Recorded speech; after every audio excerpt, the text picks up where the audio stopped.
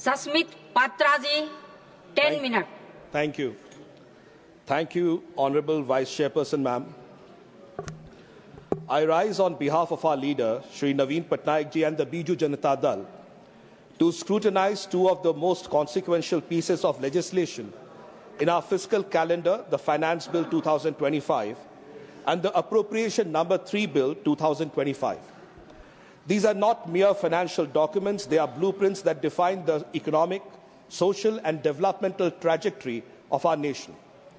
They shape governance, determine the contours of our federal structure, and most importantly, impact the aspirations of our people and our states.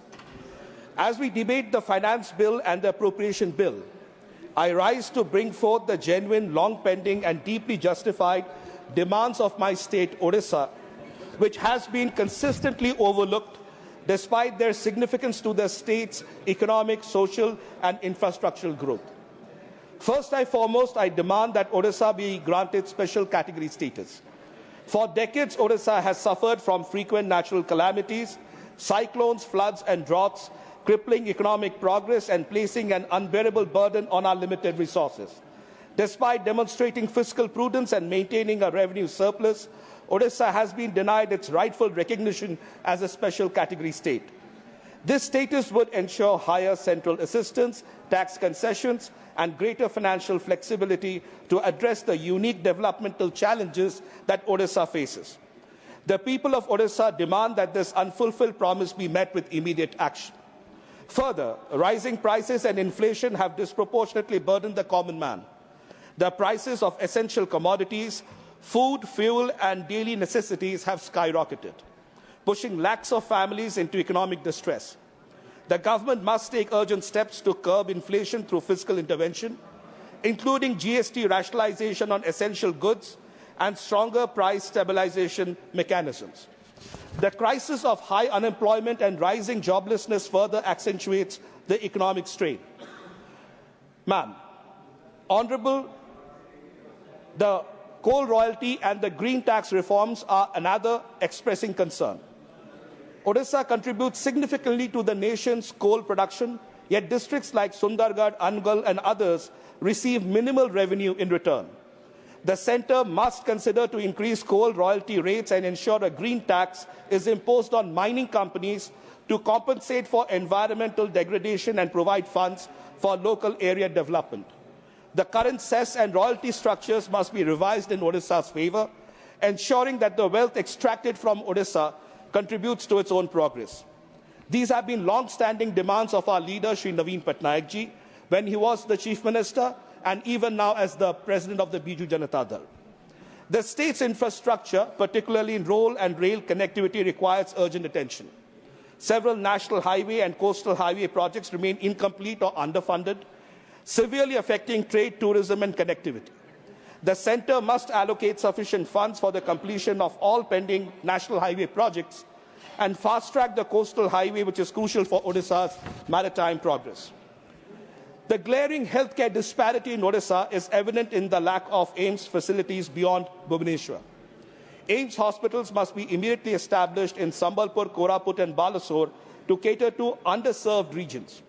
The need for tertiary healthcare in these areas is immense, and budgetary allocations must reflect this necessity.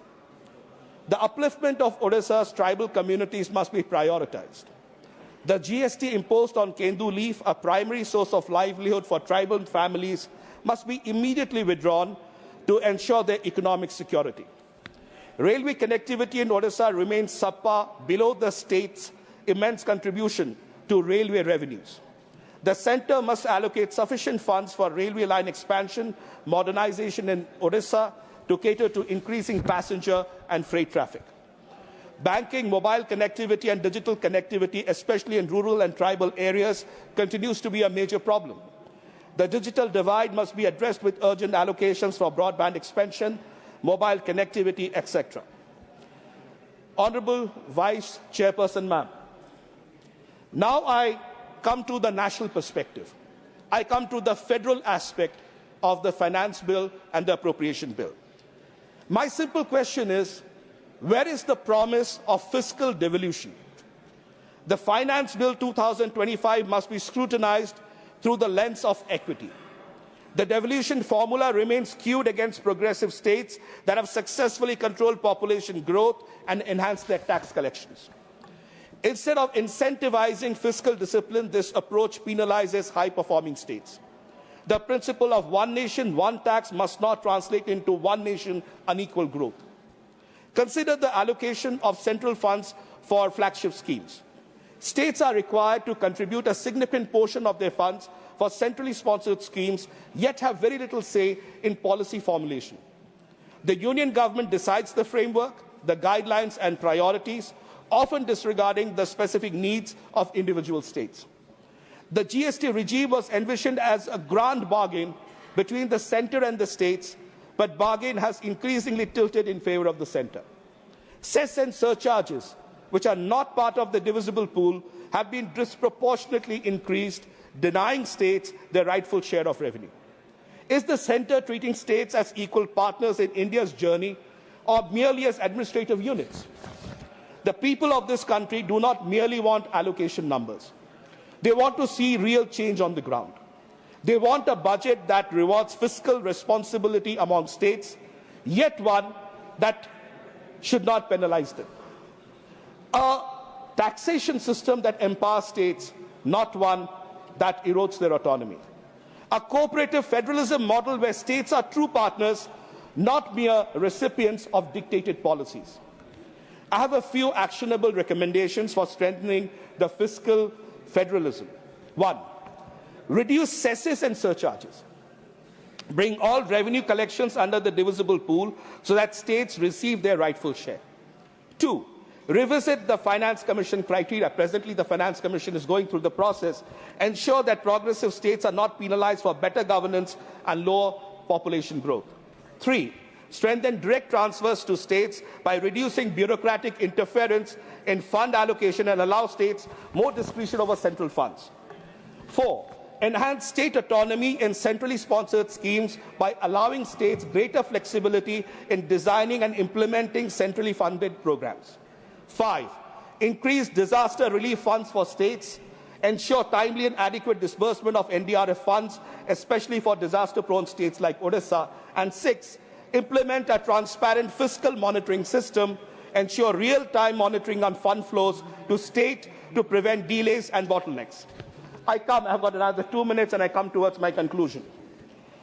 A nation as vast and diverse as India cannot be governed through a one-size-fits-all economic model.